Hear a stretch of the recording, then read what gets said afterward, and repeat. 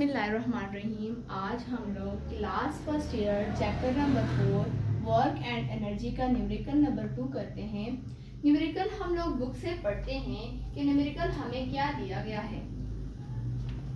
Numerical है हमारे पास अ 250 kg cart is pushed up on an inclined surface, यानी एक 250 किलोग्राम का जो एक मास है उसको हम लोगों ने एक इंक्लाइंड सरफेस पे खींचना है।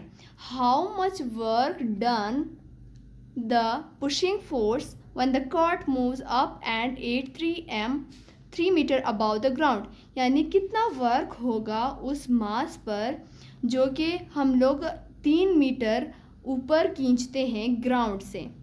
फ्रिक्शन इज़ निगलेक्टेड, यानी फ्रिक्शन को हम लोग इग्नोर करते हैं। फ्रिक्शन यहाँ पर नहीं दिया गया है तो इसलिए हम लोग इसको निगलेक्ट कर देते हैं। तो हमें सबसे पहले न्यूमेरिकल पढ़ के हम लोग एक डेटा कलेक्ट करते हैं। तो मैं आप लोगों को ये न्यूमेरिकल इस डायग्राम के थ्रू समझाऊंगी, क्योंकि डायग्राम से समझने का बहुत इजी तरीका होता है। हमें बताया गया है कि एक मास है जो कि कार्ट बताया गया था न्यूमेरिकल में 250 किलोग्राम दिया गया है। तो इसको हम लोगों ने एक इंक्लाइंड सरफेस पर खींचना है ऊपर की तरफ। इंक्लाइंड ऐसे सतह को कहते हैं जो ऐसे स्लोप की तरह हो।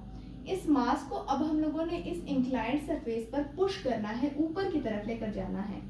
जब हम लोग इस मास को ग्राउंड से ऊपर लेकर जाएंगे, यानी इसको ग्राउंड से हाइट पर लेकर जाएंगे, तो इसमें पोटेंशियल एनर्जी पैदा हो जाएगी, क्योंकि हाइट हमें पता है कि वो पोटेंशियल एनर्जी है। हम लोगों ने इस मास को ग्राउंड से 3 मीटर की हाइट पर खींचा, यानी जो इस मास को हम लोगों ने हाइट तक पहुंचाया तो इसकी हाइट जो है वो 3 मीटर के बराबर है। तो जब हम लोग न्यूमेरिकल पढ़ते हैं तो इसमें हम लोग डेटा कलेक्ट करते हैं। डेटा में हमें मास, जिसको हम लोग स्मॉल m से डिनोट करते हैं, वो हमें 250 किलोग्राम दिया गया था। यहाँ पर मैंने ग्राम लिखा है, किलोग्राम में लिख देती हूँ यहाँ पर हमें। और हाइट, जिसको हम लोग स्मॉल h से डिनोट करते हैं, वो हमें 3 मीटर दिया गया था। ग्राउंड से हाइट हमें 3 मीटर दिया गया था। ग्रेविटी, जो कि इसकी वैल्यू कांस्टेंट है, हम सबको पता है कि वो है 9.8 मीटर पर सेकेंड स्क्वायर। हम लोगों ने ये देखना है कि इस मास को जब हम लोग हाइट पर लेके गए थे तो उस पर कितना वर्क हुआ था। हम लोगों को वर्क फाइंड आउट करना है। फार्मूला हम लोग पुट कर देते हैं।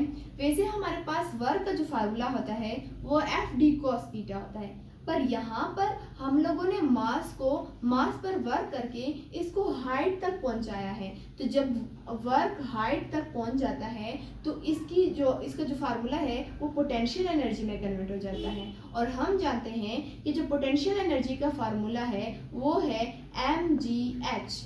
अब mgh की जगह हम लोग इनकी वैल्यूज पुट कर देंगे और फिर सॉल्व करके हमारे पास आंसर आ जाएगा।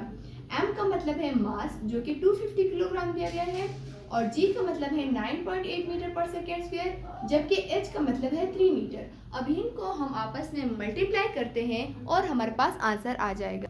अब इसको हम लोग किस तरह मल्टीप्लाई करते हैं आपस में। Simple bracket 250 simple bracket 9.8 simple bracket 3 simple bracket, हमारे पास आंसर आ जाता है 7350।